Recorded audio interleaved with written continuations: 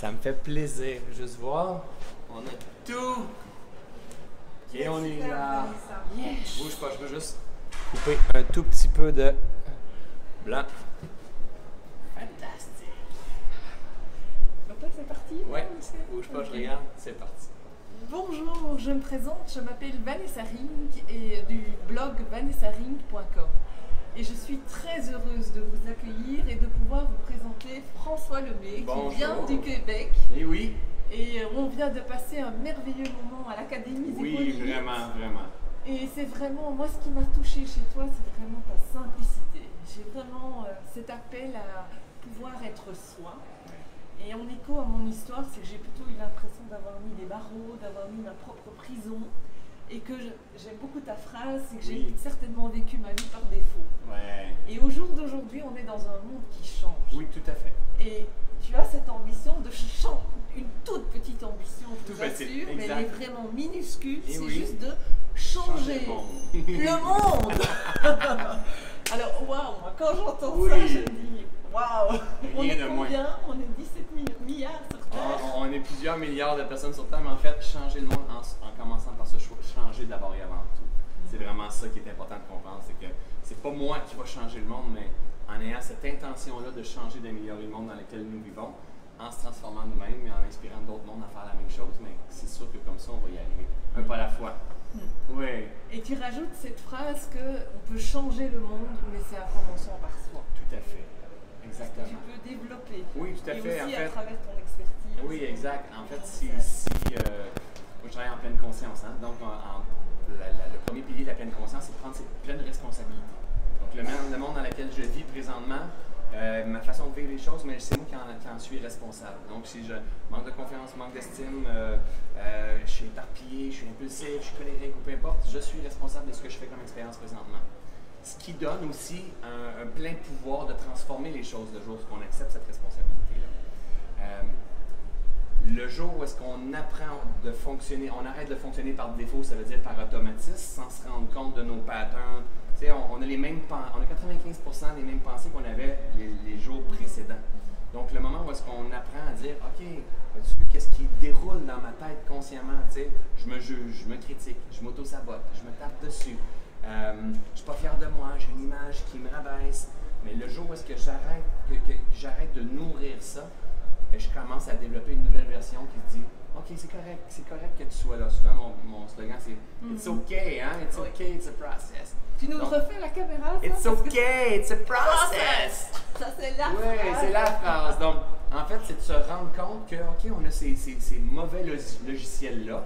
Mauvais dans le sens que, est-ce que ça me permet de devenir la meilleure version de moi-même? En fait, la vérité, c'est pas parce que je le dis, là. C'est que quand que je me juge, quand que je me critique, quand que je m'auto-sabote, est-ce que j'ai des étoiles dans les yeux? Est-ce que j'ai l'impression d'être ouvert ou j'ai l'impression d'être fermé, lourd et plus d'étoiles dans les yeux? C'est ça la réalité. C'est pas à cause d'un coach, d'un conférencier ou d'une belle formation. C'est-à-dire, quand je suis dans cette énergie-là, est-ce que je suis ouvert? Et ce qu'il faut comprendre, c'est qu'on crée notre vie avec cette énergie qu'on porte à chaque instant. Donc, notre responsabilité, c'est d'être ouvert. Donc, et plus je vais être ouvert, plus je vais avoir des étoiles dans les yeux, plus je vais me réaliser pleinement en me libérant, plus je vais aider les gens à faire la même chose. Donc, voici ma vision, la façon qu'on va changer le monde. On y parvient déjà, hein? Vraiment, on est déjà là. Alors là, je vois dans ton regard que tu as ces étoiles dans les Ouais. yeux. Et quand tu t'adresses à des personnes qui Ouais. sont dans des difficultés, qui sont dans le doute, et je me retrouve très fort là-dedans, j'ai été emplie de doutes, emplie de questionnements, on peut être au bord du burn-out. Maintenant, ce qui est à la mode, c'est le bore-out aussi. Dans les entreprises, par soi-même, on a l'impression qu'on est tellement à l'extérieur, pris par le paysage extérieur, noyé d'infos avec Internet qui nous en rajoute et en rajoute, en rajoute. Et dans ces moments-là, comment est-ce que quelque part tu te réinventes en pleine conscience? Oui, je comprends.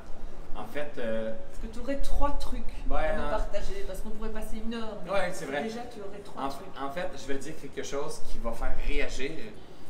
Et moi, quand j'ai fait, écoute, ça n'a pas toujours été beau et rose, hein, et ça ne sera pas toujours beau et rose non plus dans ce qui s'en vient. C'est la vie, on appelle ça la vie.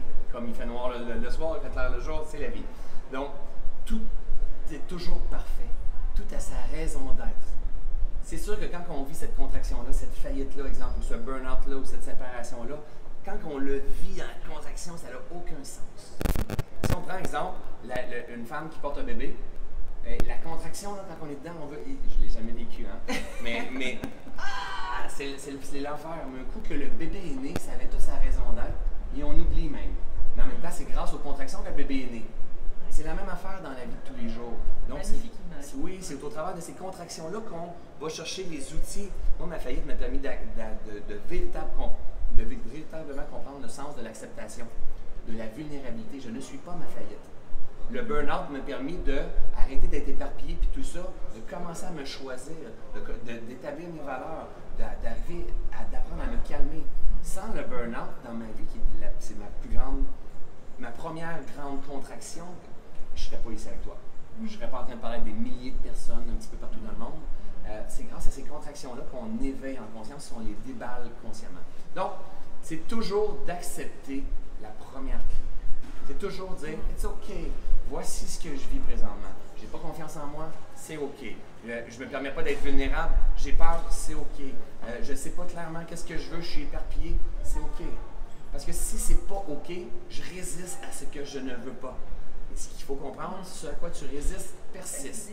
Donc, je crée une vie que je ne veux pas.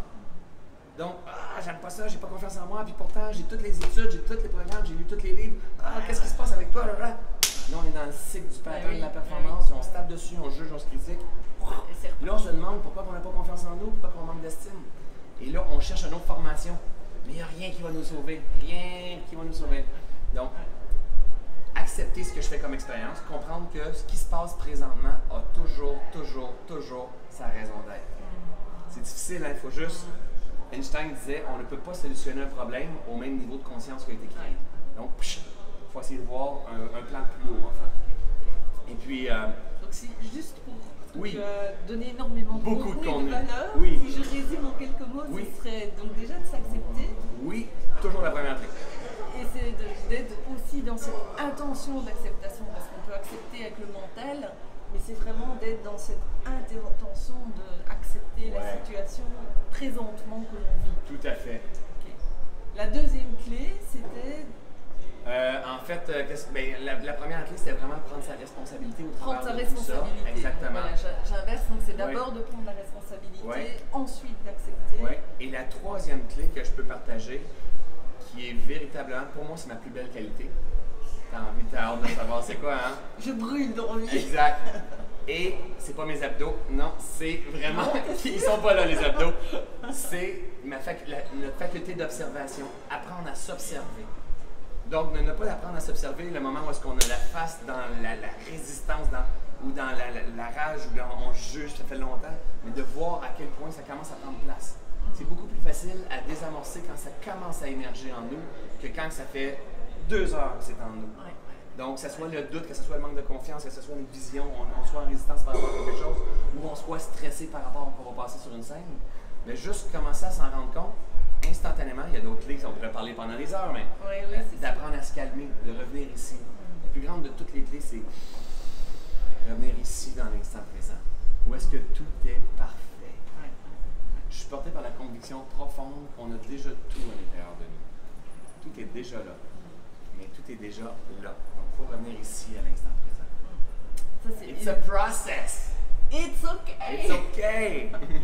Et ça, c'est une clé merveilleuse, c'est qu'on est tout le temps en train de rechercher à l'extérieur en ayant l'impression qu'il nous manque quelque chose, alors qu'au fond, on est déjà tout. Oui, tout à fait. Tout à fait.